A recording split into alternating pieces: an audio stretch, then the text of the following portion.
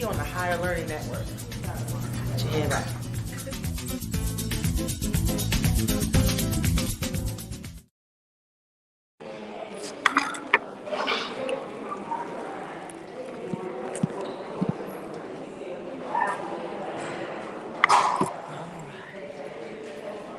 Good morning.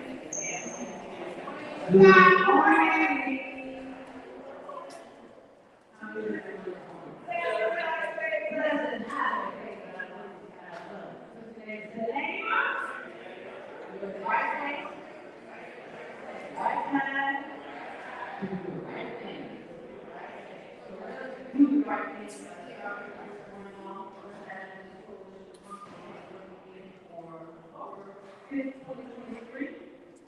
And all of begin with scripture and prayer.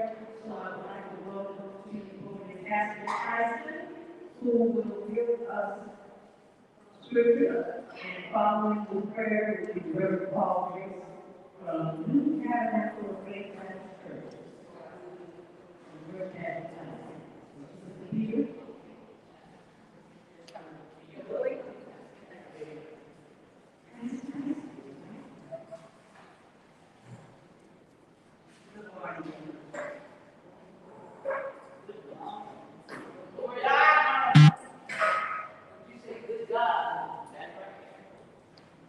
Our scripture reading comes from 7.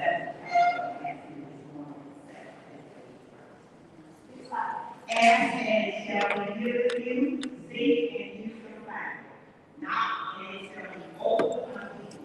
For everyone that asks receives, and he that seeketh finds, and to him that knocketh it shall be opened. Amen.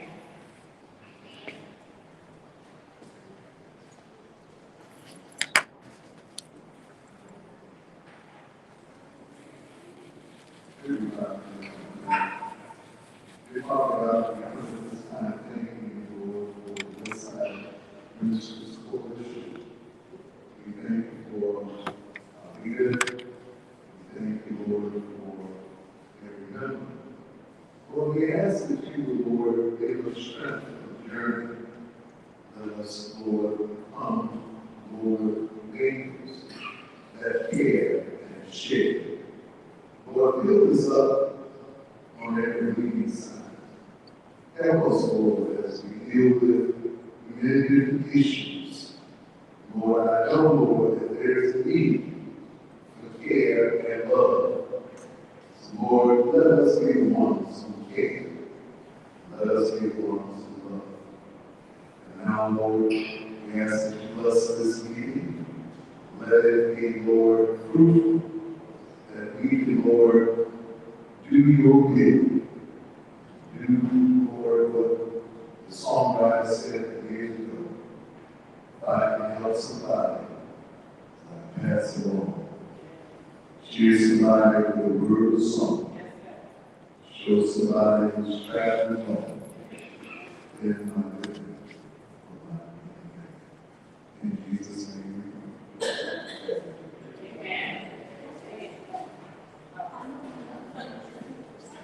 Thank you, Pastor Grace, Reverend Paul Grace, from the New Tabernacle of Faith Baptist Church. And also thank you, Pastor, the scripture and prayer this morning. As we continue on meditation, continue very grateful. Little things like this, asking to do everything in your hands, instead of thinking well, close your eyes, just have a 2-minute experience. And this was lying, texting. All right, so just close your eyes and simply inhale through the nose and exhale through the mouth. Oh, I can't. Please turn yourself on. Include yourself. I just need to include yourself.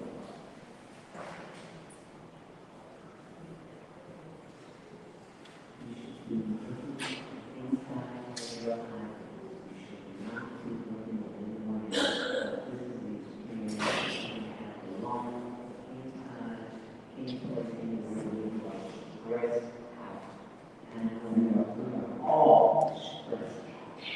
So let's just breathe in. Breathe out. Hold it. And real simple. This one is one thing about stress. Inhale. Breathe out. Hold it. And this time you really want to feel your chest expand. Chest expanding from your mouth.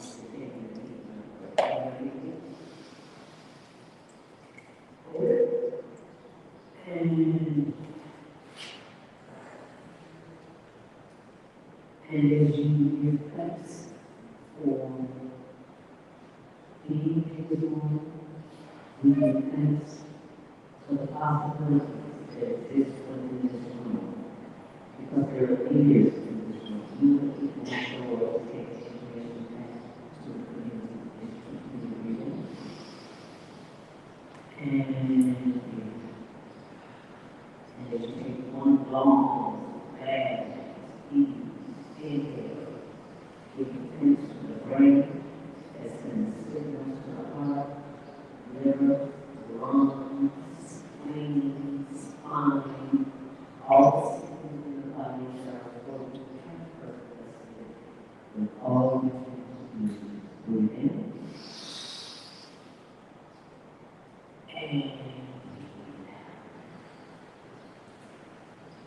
And just remember to do this when you are really stressed out.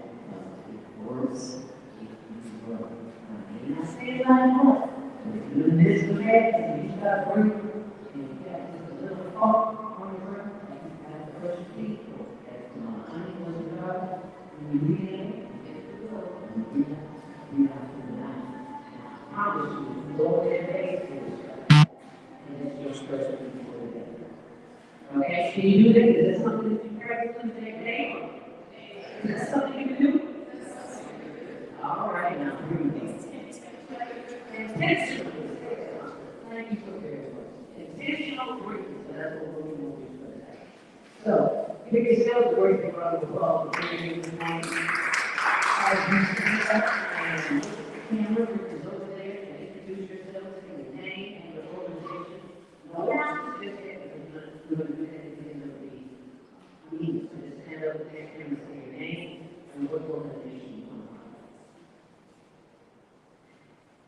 Good morning, everyone. My name is Joanne.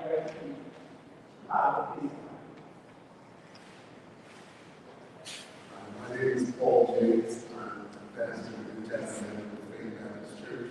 But today, I'm here representing Congressman David. Good morning, everyone. I'm Alexa Brown Miller with the Chicago Park District Legislative and Community Affairs. And we welcome you to Columbus Park. If you need your affairs here or your meeting, always feel free to reach out to the staff here. And also, I'm at some friends.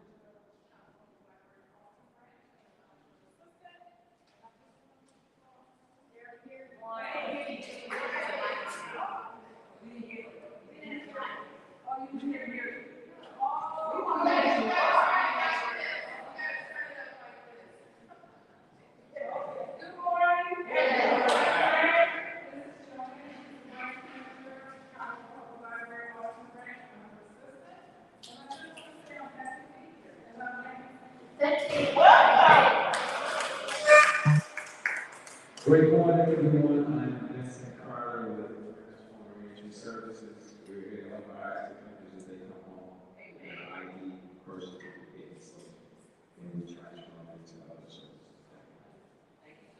And I was going to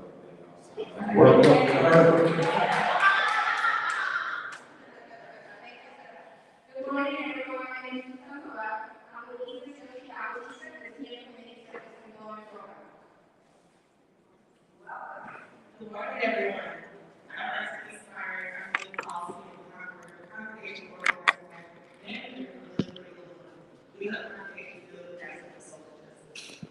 Awesome. Wow. Good morning. My name is Lady Smith. I'm the office of that. I share our president from for our patients for Western hours of 9 a.m. to 5 p.m.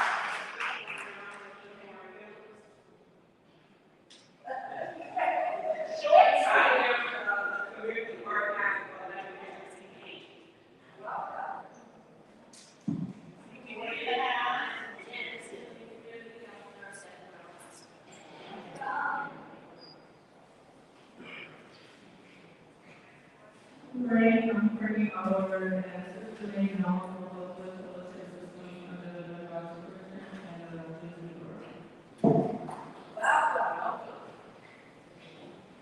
I'm fully working with the support and the rest of them. See it on listening for us.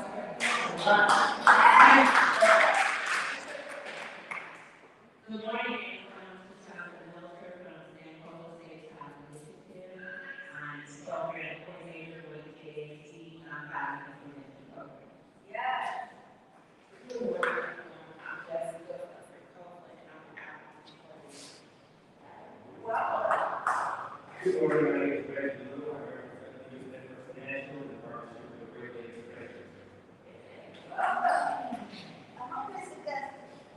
Good morning, everyone. I'm Tina Augustus, founder and president of Elevate Services Marketing and Communications, and also co-chair and president of the Chicago Inside Chamber.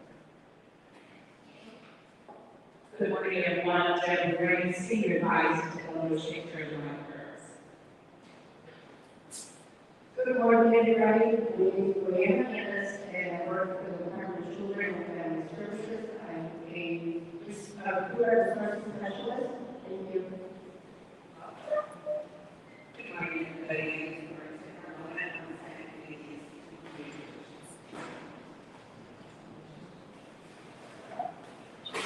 Good morning, everyone. This is Dr. Donna Friday. I'm passionate about international ministry, daycare, home, and CPS tax account. Good morning, everyone. Good morning. I'm Officer William Martinez, 50th District Liaison Officer.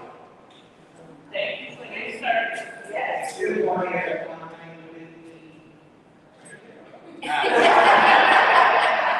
I didn't think about that. I just started a couple of months ago. But now here with the attorney general, it's nice to hear we start. That might open your mouth. Definitely want to spread the word about what the attorney general does. A lot of people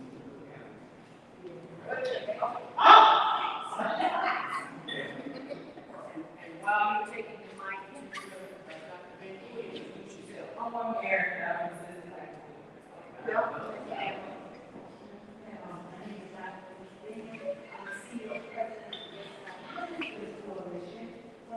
welcome to everyone. I'm so glad that you put out initiatives and glad to send coaches here because we're definitely doing with JAC this with violence, with domestic violence,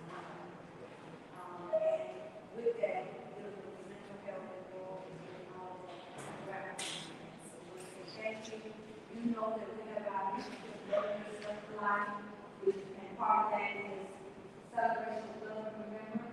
With loving yourself to life, which is dealing with self-love, that's dealing with curbing the violence. Amen. Because you know, in domestic violence, there are a lot of people that are getting killed. Through violence, gun violence, through all these things. So, and domestic violence is a learned behavior. We talk about it, we talk. But domestic violence is a learned behavior. So now we need to change that narrative by teaching other ways of acting, of outlets of how to deal with drugs. Thank you. Well, Good morning, I'm all the time, the board member of West Side, Coach, and Pastor Binion, all right, everybody give yourself a great big round of applause.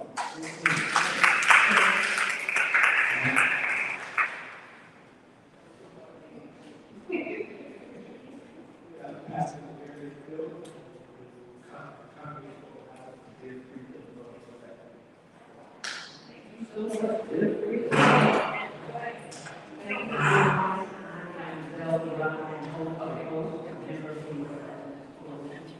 Executive producer of the 911 Network TV show, and also producer of the page, Bob International Charter School Podcast Training. And you find out more on 911 Network or right now, let's bring the woman to the page.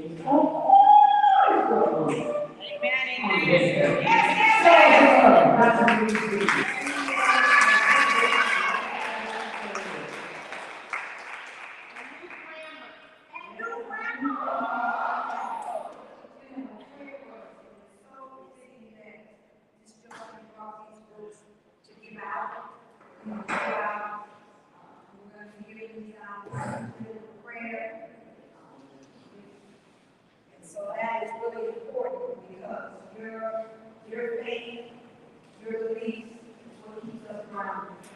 And so it's very important that we tap into that part of life and self, because once we realize we have hope, you guys know that always pushing hope, mental health, wellness, because we're dealing with society out here, our young adults, and they feel as if there's no hope. And there is much hope. And the enemy will try to write narratives and make it into certain way that is not true. Okay? So we have to change that narrative. Each and every last one of us in our respective places. And so even when it goes to the library, and the library takes them to all these more places that they may not have gone physically, but mentally they are allowed to go. And it's also ours. So I wanted to share that. Tell you about my grandbaby right quick. He's here. Amen. We did have the umbilical cord was wrapped around the baby's neck. The baby was born not breathing. Oh. Baby was big. Tell them the power of God. I tell you the power of God. Amen. Amen. But this is not church. This is just us talking. This is life. This is life. Amen. And Lord, when I was training, my son-in-law was there, and when I got in the orchestra, he orchestrated the time I showed to the room. And they had just, the umbilical cord was tapped around the baby's neck so tight that you could not see the cord. The baby had moved it. And they had to literally cut the chest to try to get the scissors underneath. To cut the baby. That 4 different scissors. I'm telling you the power of prayer. Amen. Just communing with God. And what He will do. Yes, He will. And so when I was standing there by my daughter, she didn't know what was going on. Her husband was standing there just praying. We were in such a warfare moment. And I was just talking with God. And I said, I'm going to breathe that breath of life into this baby. And when I came in, I could see the baby laying there blue and lifeless. And they were working on the baby. And I went and was going over the daughter's hand.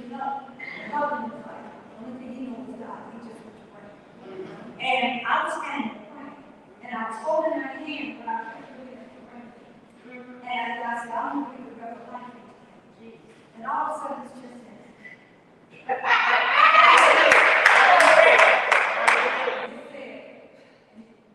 slow.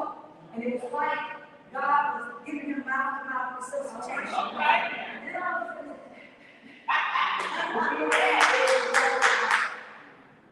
so communion with God, it works.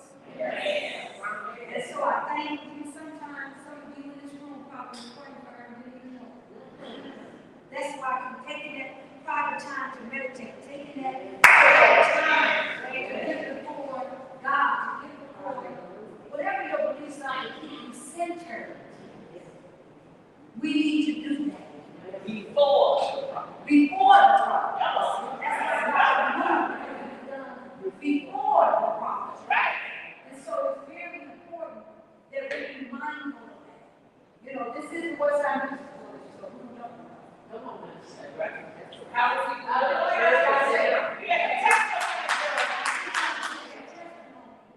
Because even our initiative that we're doing, and we had already started reaching out. We took delegations to the state fair, getting them out of their community, letting them see other things and heal.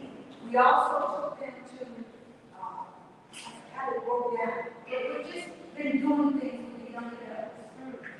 Okay? Young adults in the community at large.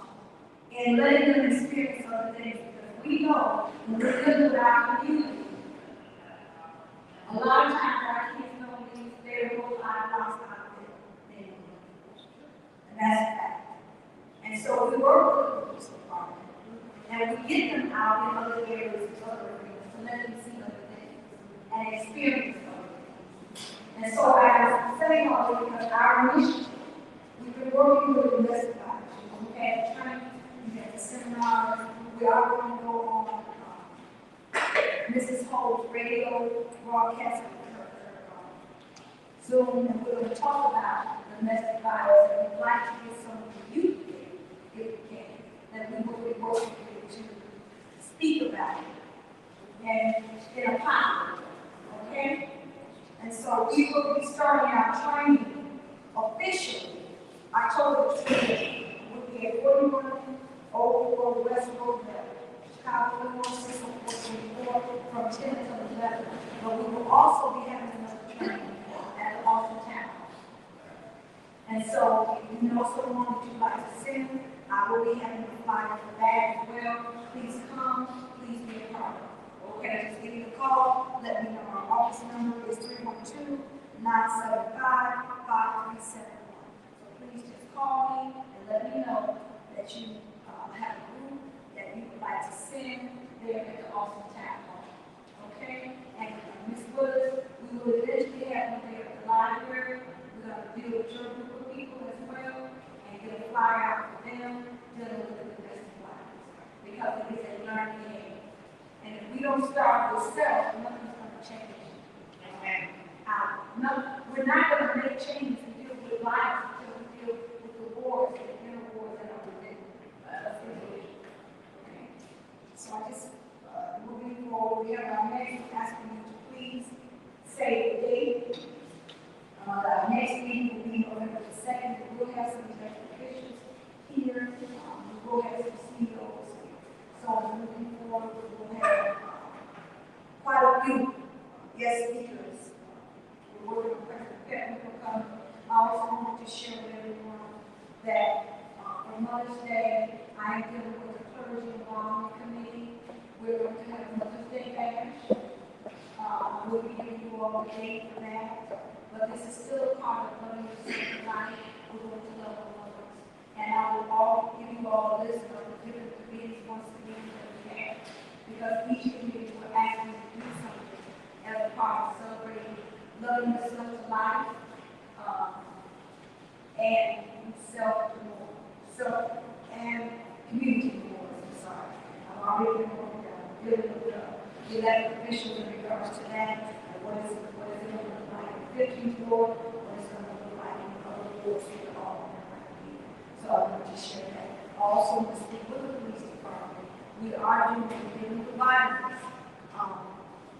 we're in the process of getting survival kits that we will be giving out as we do our training, dealing with natural and man-made disasters, and with no disasters from, as you know, we did pre-pandemic, and those survival kits are different between life and death. Because what happens is, if there is a disaster, like we had floods, we had tornadoes, we had fires, we had all these different things, but in your home, is there a fire? Do you have numbers set? If something happens, this is the contact person you go to. We want to have numbers there for domestic violence. We want to have numbers there if you need food. We want to have someone that you can call, that you have a number. We deal with work with our seniors. We made sure that they get that. There's a senior home over there right on Lake Street. We want to empower them. I'm really working with you all even more. Last year, with me and the other director, we gave the seniors real good food passes so that they could all go out at a senior day and just get out of the neighborhood and just do something different. And so with that, we want to also come there and deal with that. What that is, it is a three-part training. The first part is that we come in, we deal with the churches, we deal with the schools, we deal with the families, we deal with organizations. And with that, we come in and we do an active shooter training as a part of that. We go to the library. You need to know what do you need to do, what doors you need to keep open. What do you need in these survival kits? Your survival kit might be missing. So now customize to what you need. And so the skeletal part, we gave these bags out, we had about 2,000. We're going to give them out again. We're now soliciting sponsors that will help us get these bags out.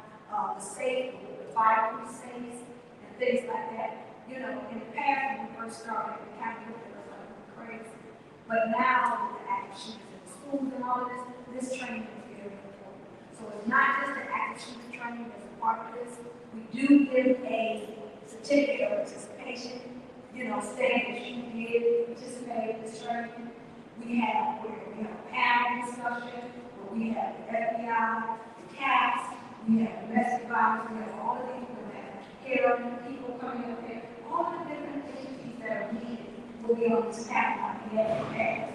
And with that, you can ask all of the questions that need to be asked, and you can get all of the cards that you need so people have contact information that you need if something happens to put in this file.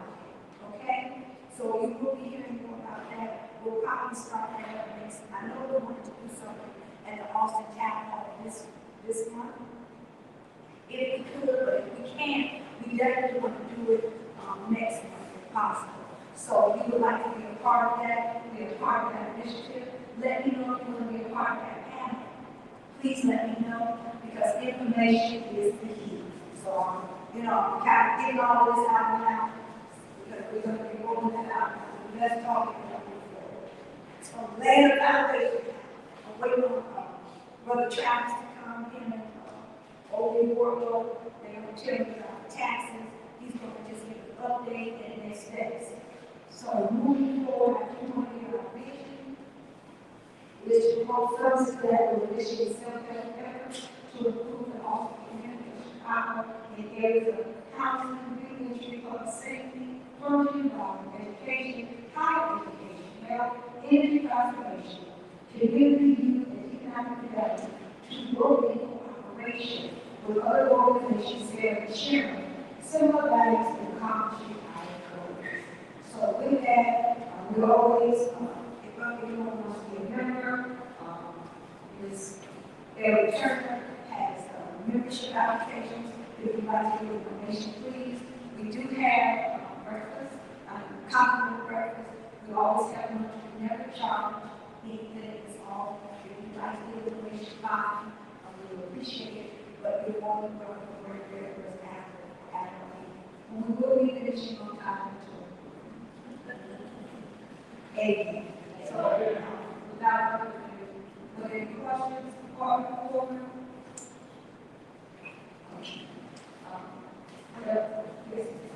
Director of Building here with the Chicago Department. I know you were talking about the active shooting training, but has there been, I know downtown and in the some of the hospitals that they do active shooting, drill. Have we ever had one over here in our area in the 15th district? We have, okay, but we have not had none. See, we had three, yes, we had a whole thing, and the not at the same time, that's the situation.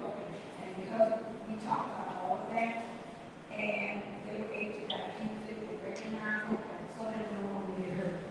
Okay, so we got to mark that. Domestic violence is real. We got to keep it on the forefront along with everything else. The opioids, the rise, human trafficking, this is the highway, Carroll Highway here. And so we got all these things that are happening, that we need to be aware of that we're going on. Amen? We do work very close with our police officers, because they will be doing the action training when we do it, but we also do domestic violence and all those things. Those who are addicted to drugs, and different things that we're looking for our community, with access to help and resources. We also work with certified mental health coach. So, the attorney, just an overview of all this to do health. With health, just a snippet, won't be long, to share with you some nuggets on self-care and all concepts. Good morning, everybody. Good morning.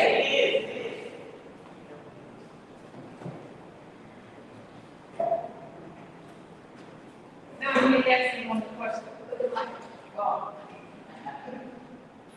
Let me ask everyone a question. There are several diseases that Black people have that's more prevalent with them than other races. It's really hard to Can you? Oh, okay. take a mask. Yes. Okay, I'm gonna talk loud. We have to hear that.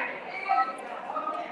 There are some diseases that Black people have more prevalent than any other race. Can you tell me a couple of them? I know one in particular.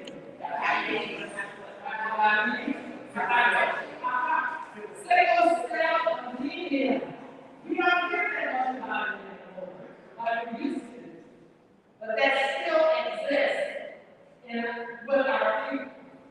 So we need to be aware of it. Okay, sickle cell anemia is about 1 million to 3 million people in the United States has the trait. But having the trait does not mean you have the actual disease. There are 100,000 people with an actual disease. Can you hear me? Yes. Okay. And sickle cell disease is something I can just pick up anywhere, or no? So how do you get sickle cell disease? Anybody know any idea? It's called hereditary. Yes. One parent can carry the trait, and then the other parent does not have the trait. You won't get sickle cell disease, but you could be a carrier of the trait.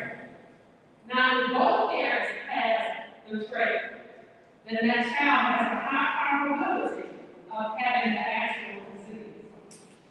Okay? So, sickle cell, what makes it different from other blood diseases? Normally, red blood cells are round. They're hemoglobin carries the oxygen, which we need for our body. And it goes through the circulatory system, no problem. But the sickle cell anemia is sickle shaped. Therefore, it cannot pass through as readily as the round shaped hemoglobin. Okay, so what does that affect? Complications could be organ damage, stroke, high blood pressure, liver disease, liver failure, just to name a few. So what do they do for it? Mostly they treat the symptoms be comfortable. And if you ever work with sickle cell patients, they are uncomfortable most of the time. Even when they're not in crisis. I see them in meetings, and they are still on their face that they're not comfortable. They still have some pain. Maybe in this management. Now, what they have now is a bone. They have donor bone marrow or stem cells that they are using to try to cure. And it's best when it's done with a sickle donor. Because when it's not, then it's like the cells start attacking themselves. So, right now, the only way you can get sickle cell is if both parents does disease. If both parents have the trait. So that's all I want to be good. And also, last month we talked about GMOs, and Monsanto was the company who was producing them, as well as if they were working with Asian American and a lot of other things that they were doing that was not right. It was affecting people negatively, you say it like that. So, September 21st, they're back in the bank. Chicago sued Monsanto for pollution over decades. So, I have started with that, everybody's interested, you can see we're trying to keep your person in order of what's going on.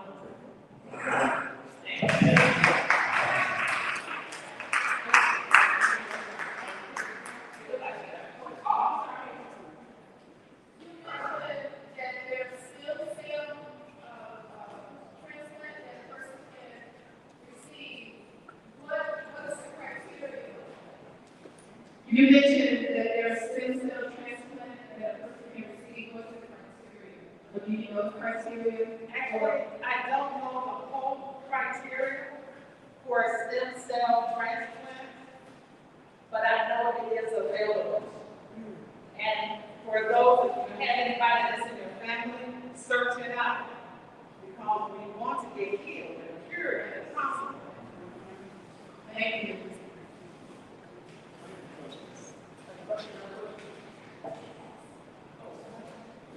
What are some of the preventative measures that an individual can take in order to kind of prevent themselves from a patient or having sickle cell? So I guess we can say testing can be done early on in the relationship, pre-marriage and stuff like that, in order to kind of avoid becoming a patient or someone next to them. You know, the only thing I can tell you is genetic counseling is needed because this is a genetically inherited disease. So anything other than that, I'm not sure. You got another question? Richard Brown, why did they stop? Why did they stop doing blood tests when people got married? I know back in the day, it was like when women got, men and women got married, you can't have a blood test before you got married. But now, they cut that off. Now, doing that also helps to find out if the husband or wife or husband actually Yes, it was definitely. They were scared in the blood test. And I don't know why they stopped doing it.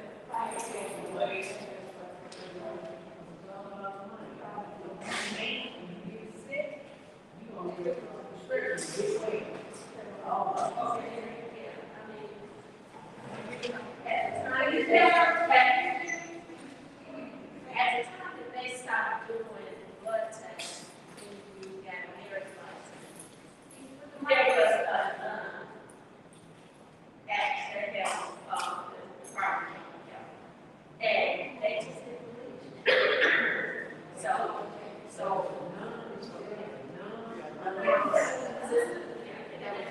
Sister Sheila Lynn was getting her charge of the health, and that's why the blood test stopped. What was her name? Sheila Lynn. Did she let him in? Somebody had instructions that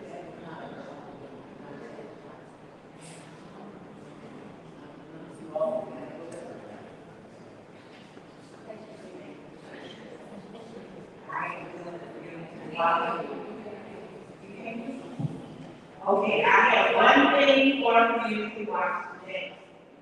And I always hear you say about being section. Every time I hear something new, I pass it on to you.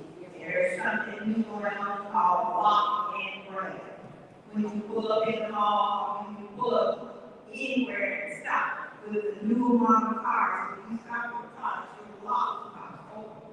What happens when you pull into the park, the car pulls behind you, the person jumps out, runs to your passenger side door and grabs your purse.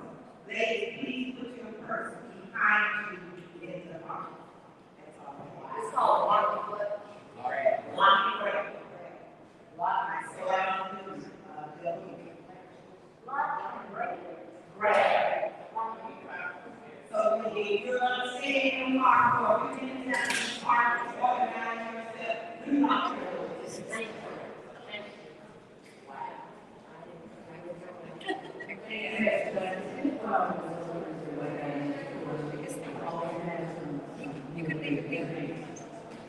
With the attorney, and I know I said my name so quickly with the Attorney General's office. Well, with the Attorney General's office, what she's talking about is blocking the grant. If you report that to the Attorney General's office, anybody know who the Attorney General is? So if you report that to our office, you have a copy for something exactly what she's talking about. So Phalese is now working with detectives for the snatching grant. So as long as people report these type of incidents to the Attorney General, we'll hold on to that information signed investigated. So he is the attorney for all of Illinois, like all of the organizations. And our main concern and heavy is consumer protection. So we're all consumers. So we make sure that if we hear something like this, or even if it happens to be not only reported to your local police officer, but you have to report it to the Attorney General. We need that information so that we can figure out what we need to do to investigate this law. Can you do us a favor? Can you give us, next time, we can put you on the agenda, you can have the numbers that we can reach out to, so that everybody will have that information dealing with this type of form of violence that we're dealing with now, so that we will know what to do, how we can support, and how we can maximize whatever, quality, the quality road. And we figured before. Okay. One more going to be coming back here again to visit with us, but we need that information because this is something new that's happening. Okay. We're probably, well, on the rise, that we're talking about. Because I'm glad that you made mention of, because I started noticing that when I stopped and parked, my locks open, my lock doors on my car unlocked, and I was like, okay. But sometimes you don't think about it, but recently, I've been starting to be mindful of my doors unlocked. You know, because you feel safe, and then I'm realizing, okay, there are things of it. Because automatic doors are set to do that. So please be mindful of that, guys. When you But sometimes, I have a newer car. You go into your settings. Now you can tell your car, you are going to unlock it when I need a car, or I'm going to unlock it when I know a car. I leave my car locked because I unlock my car. So when you go into your settings, you just tell the car what you want to do, and then obey it. Like computers. You don't necessarily have to go to the mall, put your car in park, and your doors are unlocked, you told it to unlock. So tell it all over your life, it goes to the lock. So you have to be mindful of this new technology that's in these cars now. And, you know, they say young people know how to do it, but if that's your car, you need to learn how to do it too. It's the kind of information we need what's happening in schools to be able to take advantage of the community. Speaking of community, also, we have our very own river. We are Martinez is here to speak this week, and he is going to enlighten us as to what's going on information that we need to know. Give him a warm welcome.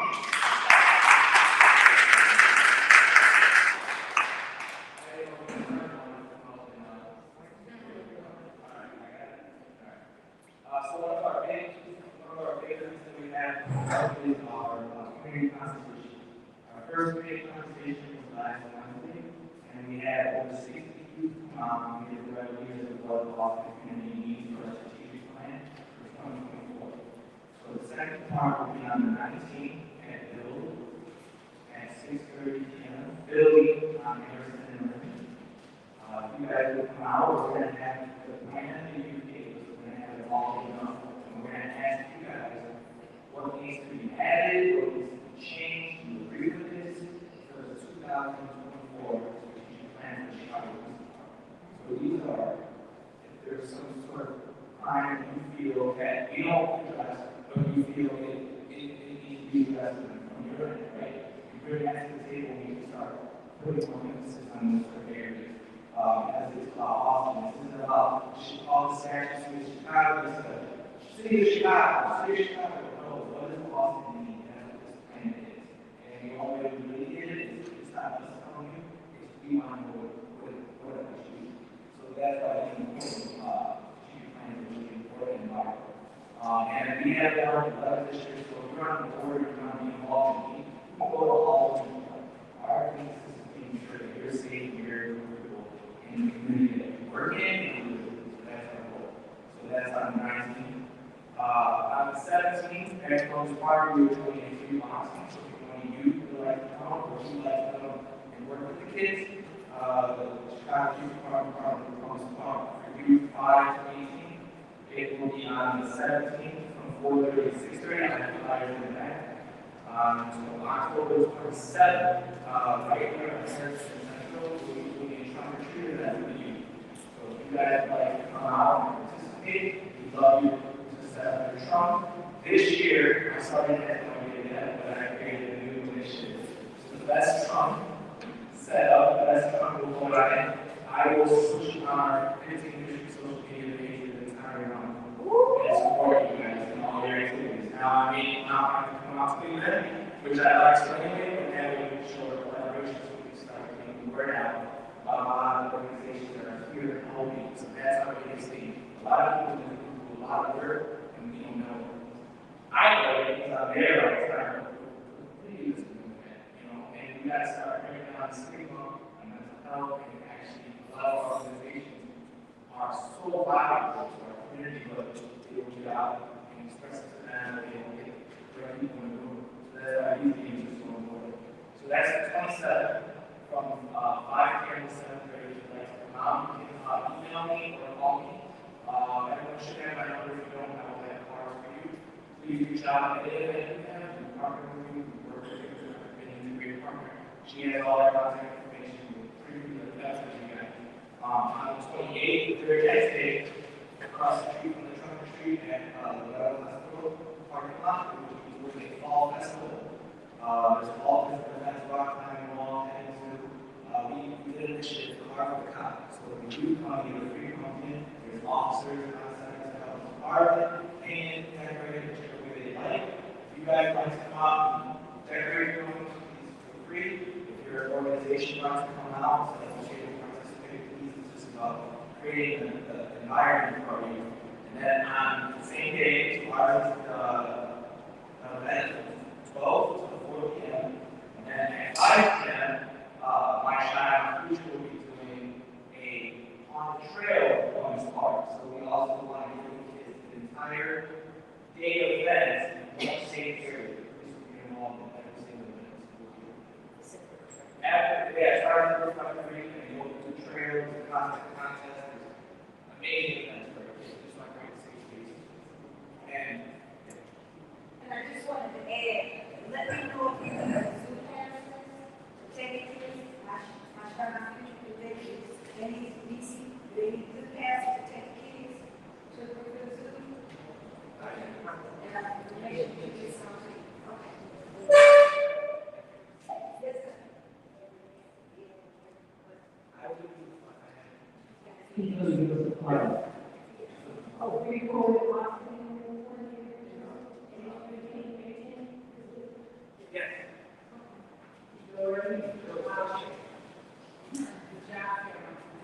Oh, that's our, I don't have that flyer, but I can stand up and inform them. On the same day. On the 28th, at Shell Park High School, we're having a job fair. It's one of our non-provision tracks that we use for the holidays. So we're having a job fair at Shell Park from 10 to 4. We have, it's also a resource fair because we have to drive around services. We've been there and they now have double down. We don't have no so far. It's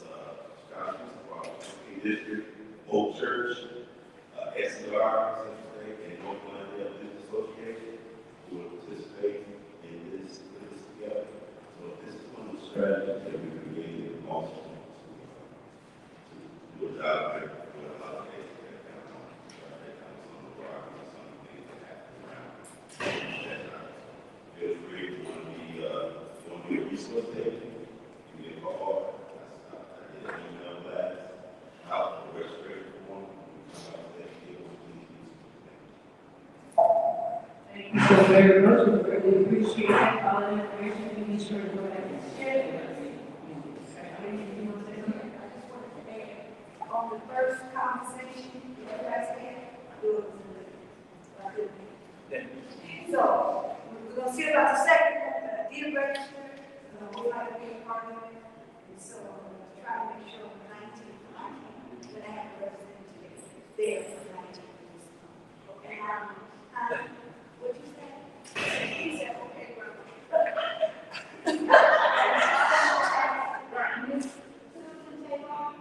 Can you come and share with us, Mr. Seal, and might be some other organizations who might, we always have Mr. Seal participants, and they have been awesome.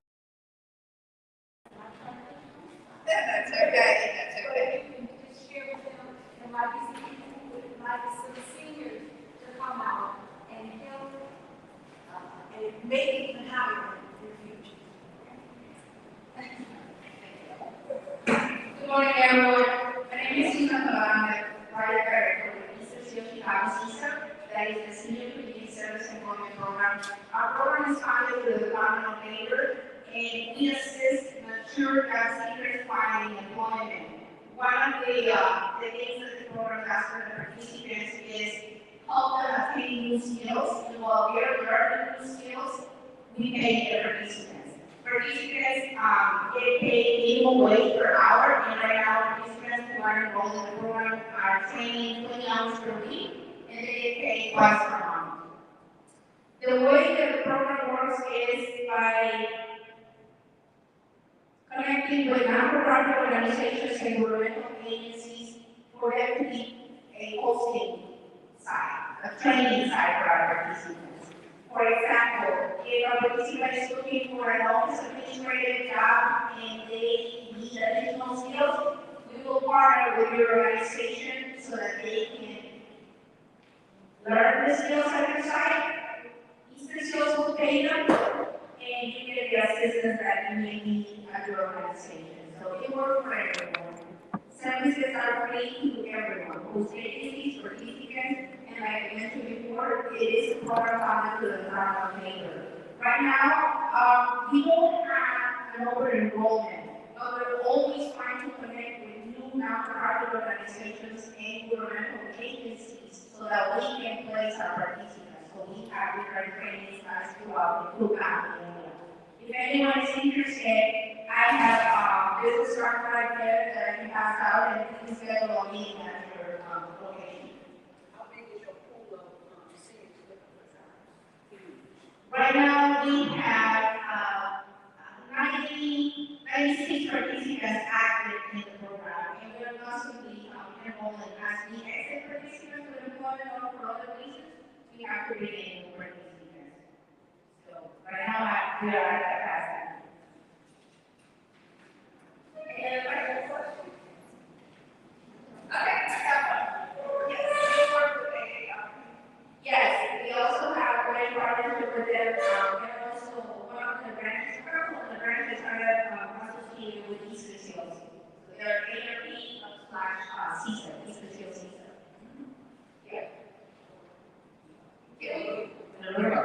you very much for the information of the other testimony for some type of. And I'll just say about, we work with our seniors.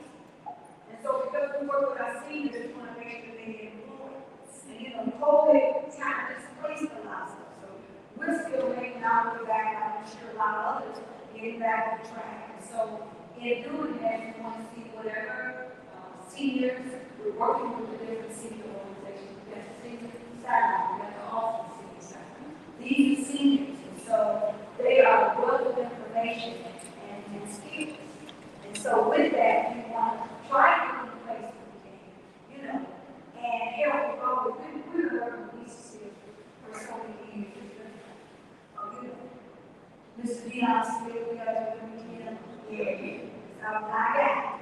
So we are now we're ready to get some new staff, get some available, and working with our seniors and moving forward. So always push forward. So I'm glad that you're here. And next on the agenda is our very own Dr. Paul Jackson from Congressman Danny Davis' office. Please welcome.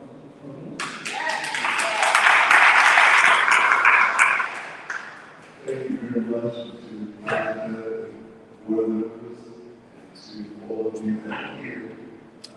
Please allow me to introduce myself.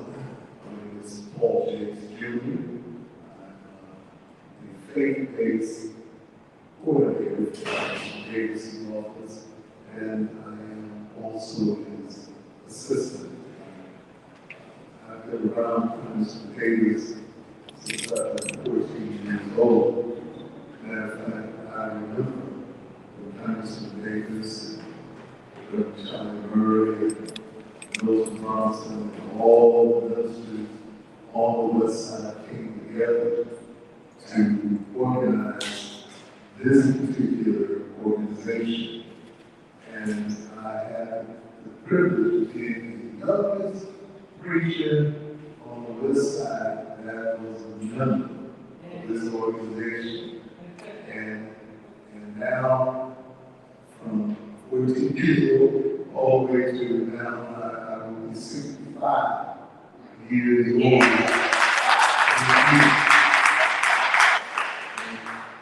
makes me feel good that this organization is still rolling on. And it was a collaboration effort to help so many people. Today I'm glad to be able to represent Congressman Davis, who has been very, very busy in Congress. This past week has been probably one of the most taxing times because there has been some infighting going on, especially with the Republican Party. They literally seem like they want to fight each other. I looked at the television and I said, Congressman, will you get in the chamber when the substitute Speaker of the House got the gavel and hit it real hard? He said, yeah, I was there. He said, recently, I think he did it so hard because he was short man and the gavel was real heavy. He said, so that's probably what I guess. I said, the Congressman, I said, it really looked like there was a problem. He let us understand that this fighting is going on because they made a rule that if one congressman wanted to take out the chairperson or the Speaker of the House, all it would take is just one person to get up and get emotional. And that is such a terrible thing to be in any leadership role, and any one person to get up and make a motion, then you out. So it's been rough, and he's going back because the country was going to shut down. But unfortunately, they were able to make a deal and they were able to keep the country rolling. So there's some days now before we get back in the same situation. And we just hope that things can work out for the good of the country. So if you'd like to find out more information about what's going on in the country and in the Southern Congressional District, Congressman Davis has done a very, very wonderful report. I don't know if you know, he's a PhD, and he really worked hard to make sure that you have a comprehensive understanding of what he's doing in the Congressional District and helping to bring about opportunities for both seniors, youth, organizations. There's been funding that he has brought to the Congressional District that is just outstanding. Organizations that are dealing with youth and dealing with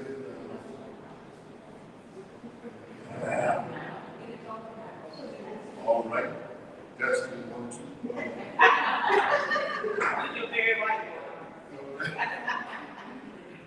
So everything that is dealing with areas of health, just for instance, the Congressman was able to lead the effort in helping to get the insulin costs lower, where it's now just $35 a month as a cap, because insulin was going sky high. I'm also diabetic, and you just need those opportunities to be able to get your medicine and not die from it. So all of this is in here, and I don't want to spend a whole lot of time talking about what's in this packet, but it's here for you, and please take it, read it, and if you need it for your church congregations, we have boxes of them available. All you have to do is call 5-773-533-7520. That's 773-533-7520. And if you listen to many of the radio stations, you'll hear Congressman Davis give snippets of the report where individuals can be able to hear some of the things that's going on. Now, just want to also share something that has really made him very happy. You'll notice on this that there was a beautiful painting of Congressman Davis that was done by the Sacred Foundation, and it is something that I think all of you can enjoy by looking at it. It's at 808 South Kensington, and I think that this will just be a delight to see art of an individual who has shown himself to be very flamboyant in reaching our community. He's like the Energizer Bunny. He keeps on running. I had an opportunity to try to keep up with him, but even in his early 80s, he is still moving, and his seniority is important, and we know that because he is there and has been there, he will indeed help to bridge the gap and even help some of the young Democrats and young Republicans to understand that it's not about ego, but it's about the people. And so we are glad to have him there. Now, this is off the record. Do I stop recording?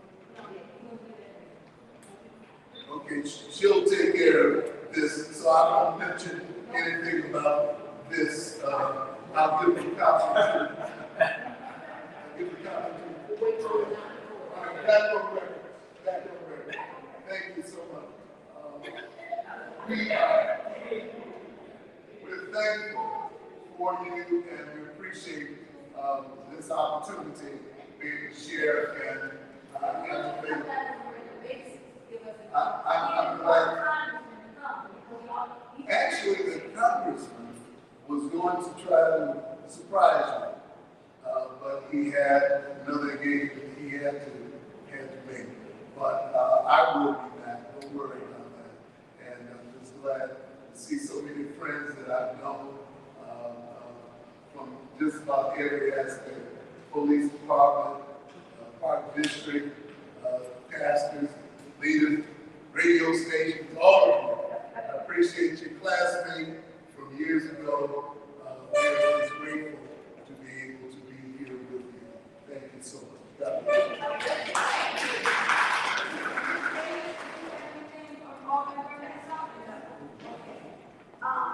Officer Caper, there's something you want to share with us? Are you okay? We miss you. Glad to be here.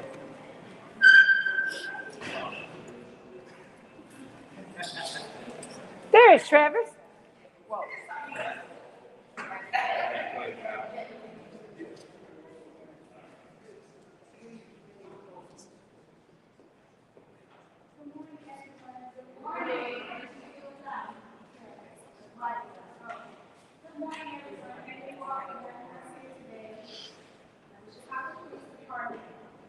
Celebrating National Paper Movement Day. It begins October 6th through October 9th.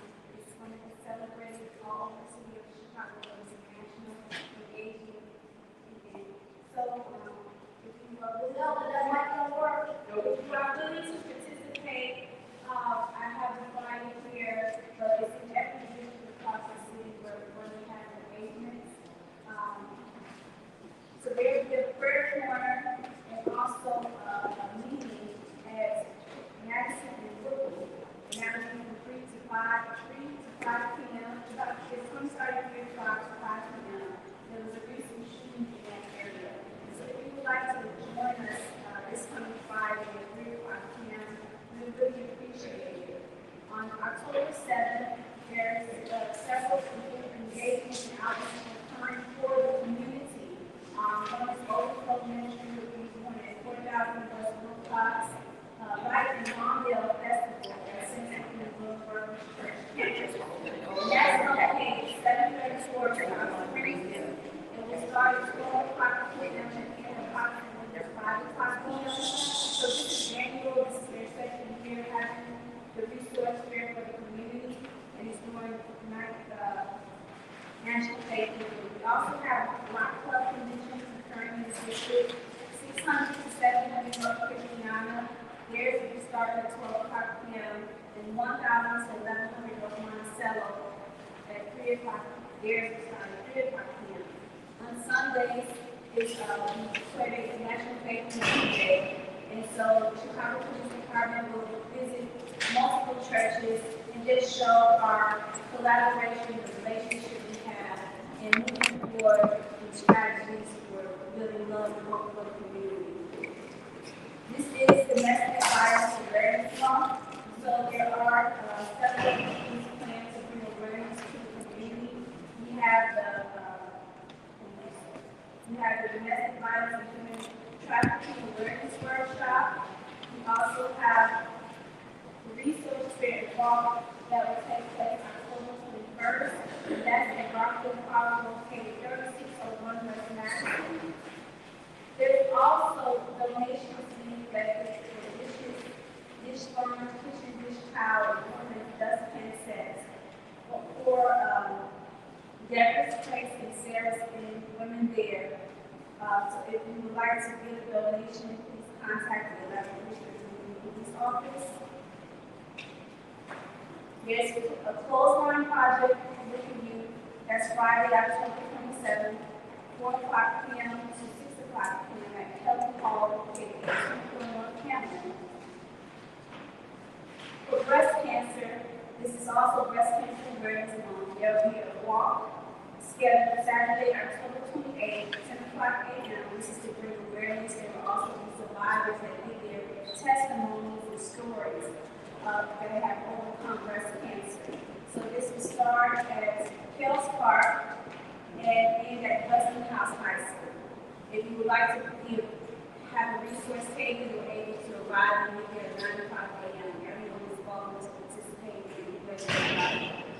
There's also a free market at 3601 West Chicago on the month of October, and also at Lebanon Library at the month of October. We have information regarding disaster relief and FEMA as well. And each of the subcommittees are committed to the community, and this is with the help of community members and everyone involved. It takes all of us together. Thank you for your time and allowing us to be here. God bless you all.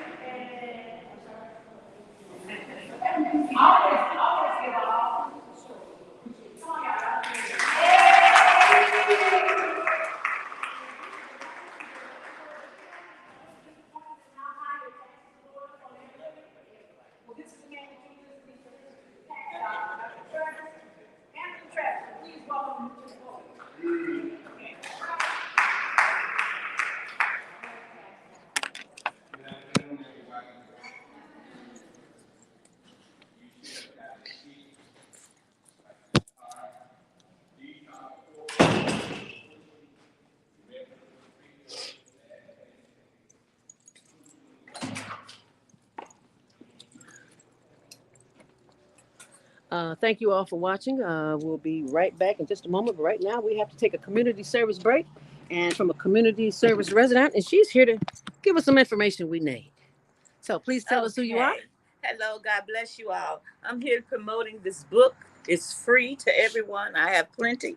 It's called The Prayer That Makes God Smile. The author is Stony Omar Tan. She's the author of The Power of a Praying Parent. I encourage you all to please contact me. I have an email of jt6891383 at .com. I'm ready, willing, and able to give you as many of these books as you want, because we got to plant the word of God into our children early. Thank you. Thank you. And now we'll head back inside to the meeting. And for those of you who didn't get that email address, you can always go to higherlearningnetwork.org and I will post the information there.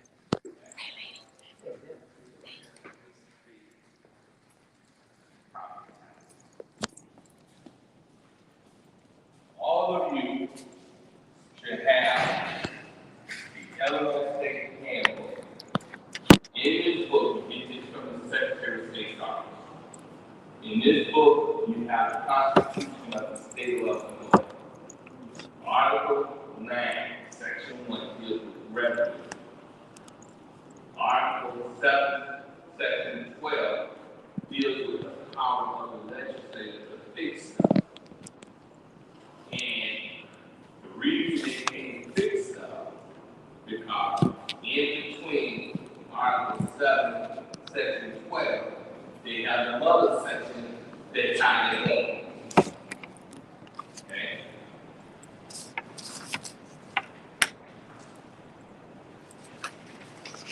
This here is the executive summary of the Constitutional Convention that we had in 1970.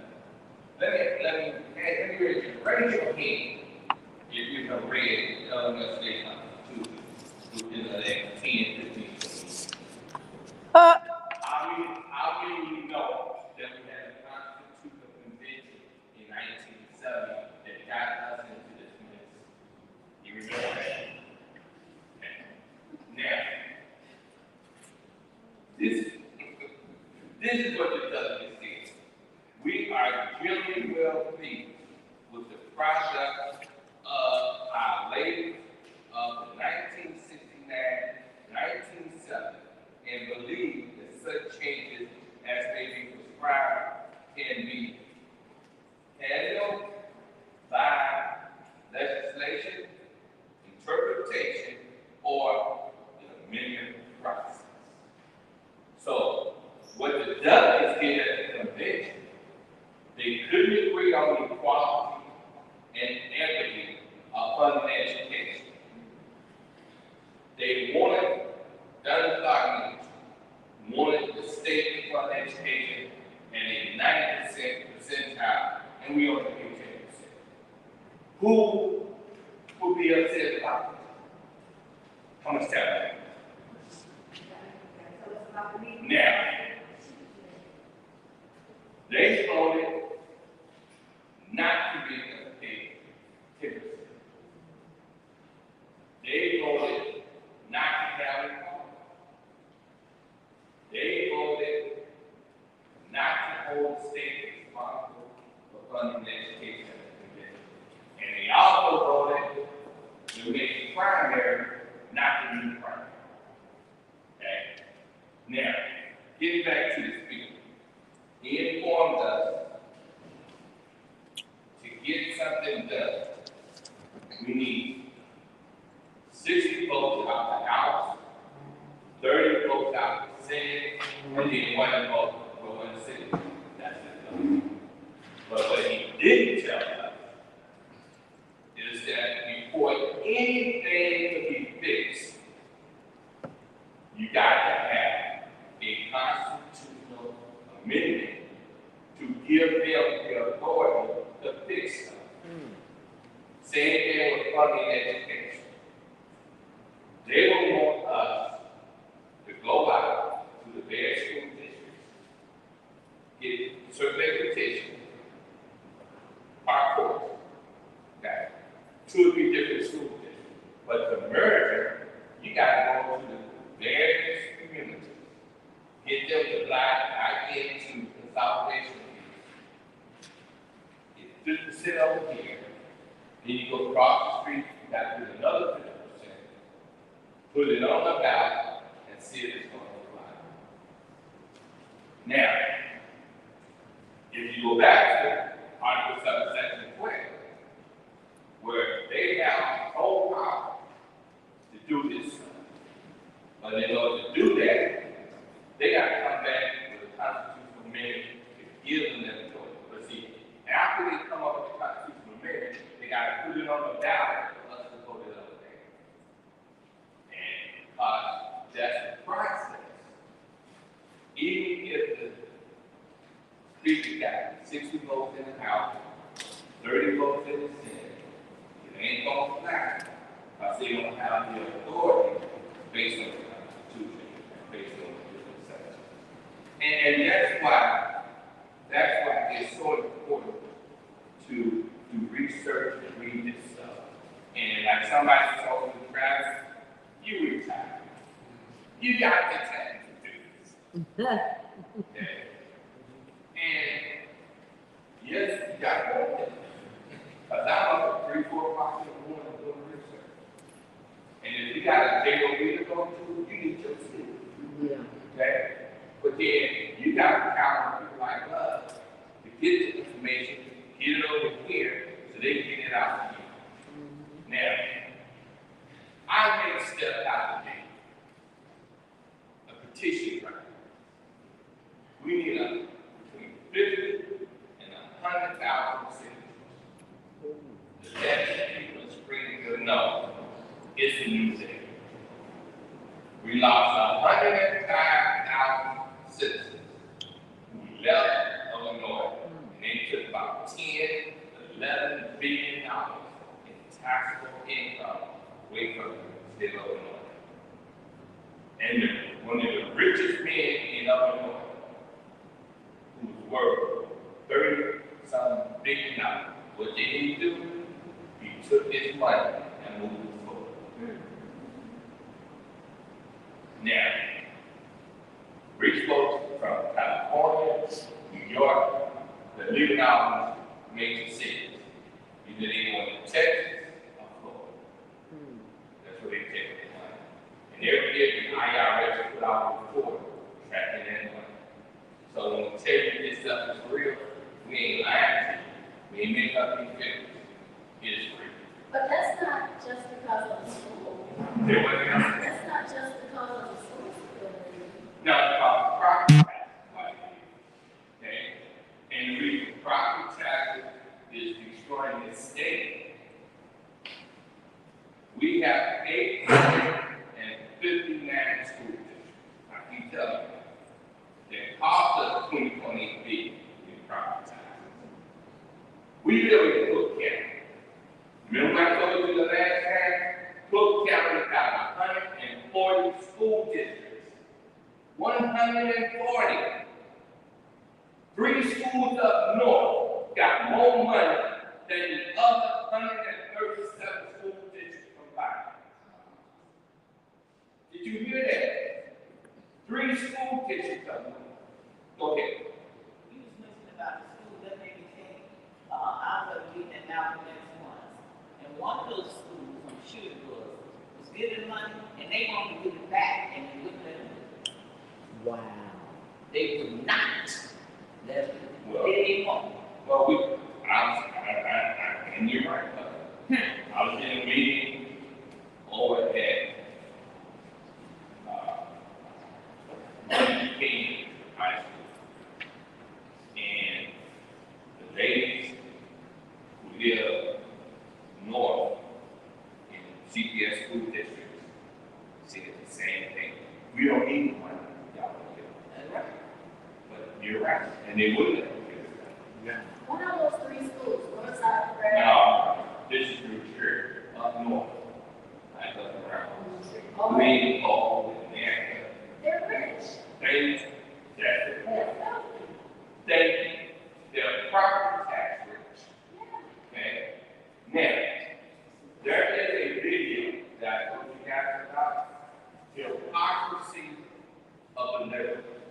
The hypocrisy of the liver. You need to watch that video. Go to YouTube. What's it called? The hypocrisy of the liver. Of the litter? Liver. Johnny Harris, who's a well-renowned journalist, he looked at the Democratic Convention of Education, Taxation, and Housing. He said, let me zoom in on Cook County, dealing with education. He made a critical point. Because Cook County, if Cook County was one school district, we would have over 100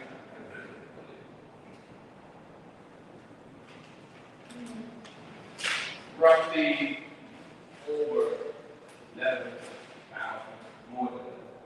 But right now, we have 300,000 in Chicago. The kids don't go to school. Say what? But if Cook County was one school district, and the state raised the revenue statewide, okay, and we only had 50 school districts, we would have much money to make all the schools pay. The schools up north, like country clubs, they got so much money, okay? Every inequality is the 2 words that was created at the convention, and racism, classism, words of the day. Because one delegate who stood up there, I disagree with all y'all. What about the exceptional children? That delegate was not talking about black and brown children. And because he stood his ground, the other delegates, they stood themselves back. They wasn't worried about educating all our children.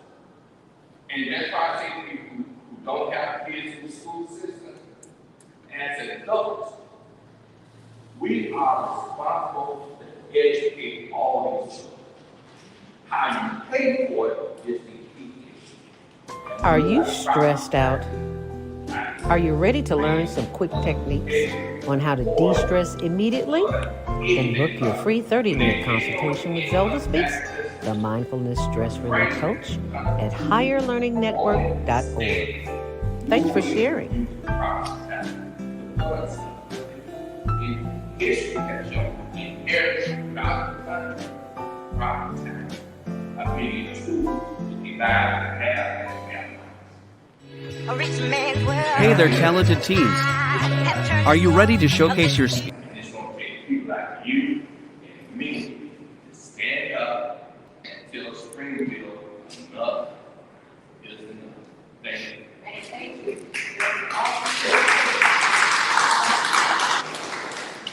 And I wanted to also add that we work with and so with that, we are, I've been working on another level dealing with property taxes, dealing with different mayors of the county. Because they cannot live walking away from justice.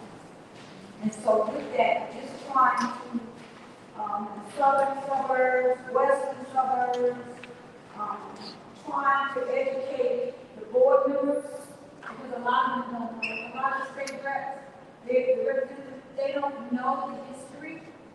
And so, we're working at it, with Western Ministers Coalition, from a point of, okay, let's sit down legislatively. Let's sit down with the trustees. Let's sit down with the boards.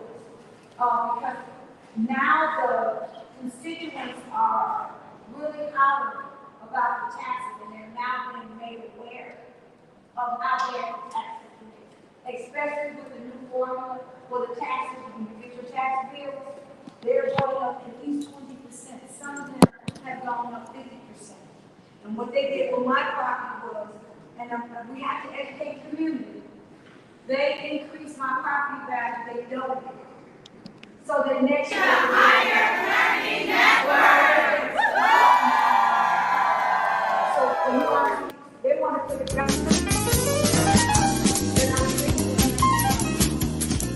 So they double that.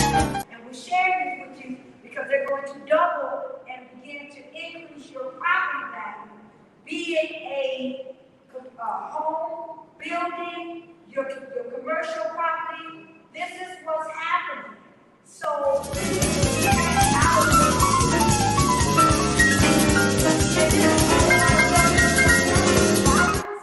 domestic violence,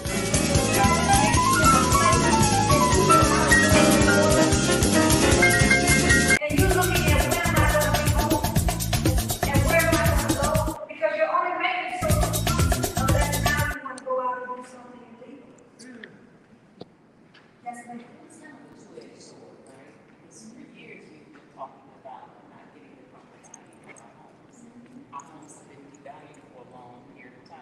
So there's got to be some other solutions that we need to dig into. Because I know that, you want your house to have value. So there, you're going to face, you're facing one thing. And the more that we're starting now to, not we, but the government is investing in communities that have been disinvested in a long period of time, you're facing that. Mm-hmm. You're facing that. And the more that, things begin to turn around, we get the resources that are coming in, you're facing those challenges. So there's got to be some other resources, other avenues to go down to help us. We know that children, when grandparents die, the children can't even take over the properties of their families, right? So it's a lot, we're fighting a lot. So there's got to be more and more. I've been a part of these conversations for a long time, and we're fighting this way. But you know what the key to it is? And I want to speak, Brother Dr. Travis. The key to it is this. If we take the schools off the tax roll, my mortgage is mainly taxes. It's not the mortgage, it's the taxes. So if you take it off the tax roll and you want to increase my property value, then I'm going to go homeless because you did that. You understand what I'm saying? So I understand the two-edged sword, but then it comes a time where realistically, you have to be fair and just because you cannot want to change and make it fair and equitable, and then at the same time say, oh, but you can say more. Because I don't care what you call my property. My property. I got it. Okay, the lesser it is, the less taxes I have to pay. So for me, it's okay because I'm not trying to settle right now anyway. And on top of that, when they did that, there were no major changes. These homes were dated. I'm listening to the homes that they just sold around us, and the gas lines are in the wall. They don't have any electricity in the garages, so they can't even put out a garage door. And so you have inspectors that come out who are also a part of the scam. Because I got scammed with things. And we're just making you all aware of when you're going out and you think that these are reputable people that are supposed to be doing evaluation in your homes. They're a part of the township, and it's all a yo-yo. And you don't find out until after you sign on the dotted line what you really got. You know, the electrical is all messed up. I gotta get it all right. So how do I thought I had central air throughout the whole house. I only have central air on the first floor. So when you say you're gonna double my property value, how are you gonna do that? And I told the people all I did was cut the bushes down. So I'm just keeping it real. So you have to go, you have to advocate, but you all need to know what's happening because you're getting ready to get a tax bill. And they're starting to come out, and everybody, their mortgage is going up $300. My mortgage went up $200. Is that in your bill? And this is all a part of which in the home, learned behavior, stress, and problems, which is also can be a trigger for domestic violence. Or those people self-medicating. When you're talking about opioids and the different things that are out there. All of these things are connected, but we want to admit it or not. So we have to not take a stance, and it's not just, oh, we're going to deal with domestic violence. You got to do background. What is going on that is dealing with that home that is causing this? Because there are triggers and there are reasons. What do you make say like because I know what I want you to understand next month, I'm going to come back and I'm going to expose you to the octopus hybrid tax system that I developed. There are multitude of strategies of how on a statewide level we can raise all of the revenues we need. But you also got to keep in mind, you got to have consolidation. You can go to Google and put in Illinois County population. Illinois County population. 60% of our counties of the 102 have a population of 35,000 all the way down to 3,000. We have 102 counties. Let me just give you an example. The 101st you're gonna have to do this. Is quick. The 101st have 3,000 people, and the 107th have 3,000 people. We see all this stuff going right now. That's why consolidation is so appropriate. We're spending $33.8 billion in property taxes on all this stuff, and she's right. Not getting stuff on the property taxes. Not the other way. And we're doing each month, just breaking it down a little more, chipping away at it to make sure everyone's educated, because education is the key. These are things that we are not aware of, we did not know. You know, here at the coalition, we've been speaking about it for years. We've been advocating for part of the governance of copy release task force, and so, what you want to say? Really quick, I used to work with the contractor for the past. And we were really heavy on, and I'm not sure if you ever mentioned this, so I'm not taking anything for you. If you are a homeowner, do you have exemptions? There are 5 different types of exemptions that can lower your tax. If you're over 65, there are 3 exemptions you can have. Each exemption is worth $500 on the property tax. But you have to have, because we've had to speak on it. You have to have a certain amount of income, because if you get $65,000. right. Other than that, you don't qualify, you have to be a certain age, if you're not that age yet, you should not. 65. Right. 65. So what you gonna do? Yeah, military and disability. And then for your home repair, the Attorney General has a contract online. So if you are getting home repairs and you don't know who this contract is, you go online and you look it up. It's a contract, $20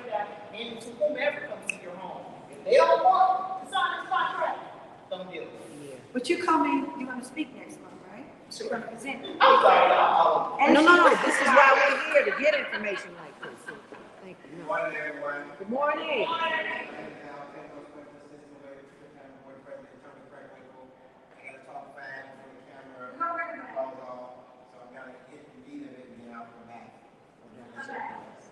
But the important thing is, on October 24th, at Mount Max, will be a major job fair where President Franklin is going to bring all of our agencies out and all the opportunities that we have available in county government will be there, will be offered.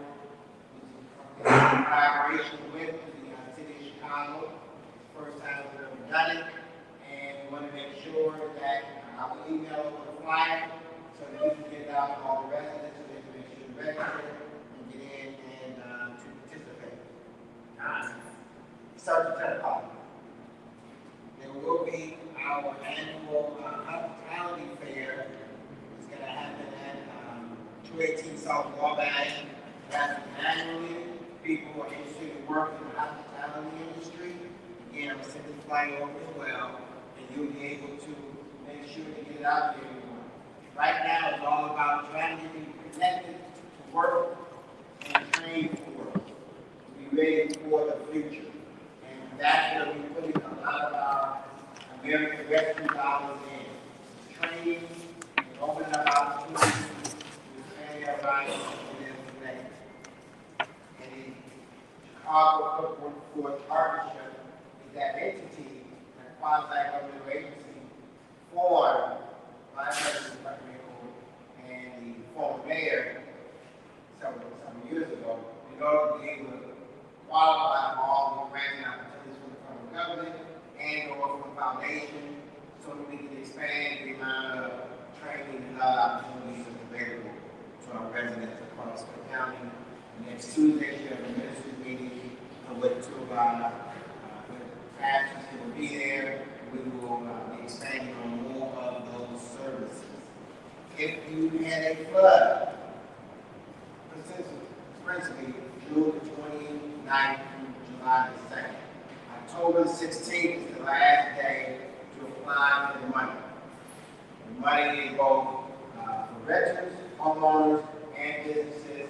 This dollar is offered through SBA. The SBA dollars are available beyond the October 16th deadline. You have a flyer here that gives both the location where you can go and the phone number. And I want to make sure to at least raise your alarm so that you will know. Can you say the number and website for the camera? The number for the camera. 800 621 3362. 800 621 3362. If you call 311 and make a report, it's not sufficient. You have to go to what you have to call the state. And that's your personal information. 311 is not transferring that data over. And that's probably I heard from FEMA. It's the agency that's handling it. And that was a problem that we need to make sure that they to other flyers on the job fair, but I understand we have like time. And I've been told I'm coming back next month. Can you stand up and say that loud for the camera? Time is job fair. It's at 10 o'clock as well. It's on the 17th. But I am going to send the flyer. President had her budget address, so I was there watching it, and I couldn't come in. I had to make the flyers address. But I will send the flyers over. They will get to you. You sign in. They're not make sure to. But they have a lot of opportunity flyers, and they come out monthly, sometimes weekly, and I will be sharing with Pastor Binion so that you make sure to get it to all of you. Thank you. All right. Thank you. I'm late. Yes, you did. Come back next month, come a little more time. Thank you so much. Al, go ahead and do that. If you have any questions, feel free to call in. Last, not least, I got to make it go. If you would like to share any of this information online, say you have it on Zoom, we love having you as a guest on the Highline Network TV show, highlinenetwork.org. Just go there and type in the information, and I'll get it and bring on, so you can share all this information with you. You've got it to take it forward to have it. Thank you.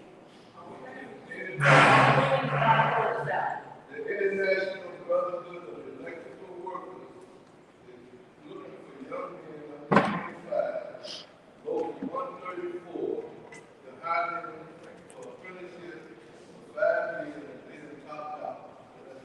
Is there a number to call? Number? International Brotherhood of Electrical Workers are looking for apprenticeship for young men, all that necessary. I can send you the flyer, but that's what they have. Do you have a telephone number? They got all of that behind the scenes. Okay.